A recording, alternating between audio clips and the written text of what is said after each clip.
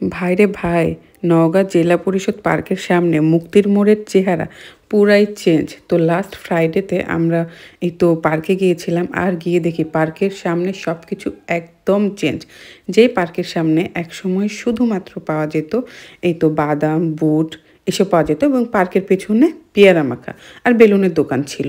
সেই পার্কের সামনে মুক্তির মোড়ে এখন কি নিবেন আপনি? ভেলপুরি, কেক, পুডিং, এই তো এখানে চাপটি পিঠা, হাঁসের মাংস পাওয়া যাচ্ছিলো। আর এই তো এখানে একটা মহিলাও পর্দাশীল, উনি হলো গিয়ে তো চা বিক্রি করছিলেন। মানে এত এত খাবারের দোকান, বার্গার, আরও যে কত কত খাবারের দোকান।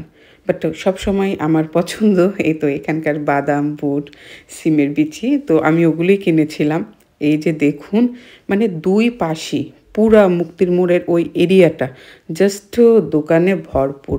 তো ওখান থেকে ঘুরে আমরা পরে আসি আমার মেয়ের পছন্দের জায়গাতে টেস্টি ট্রিট, কেননা আমাদের মেয়ে ফিরনি খাবে, তো ওকে ফিরনি খাওয়াতে নিয়ে এসেছি।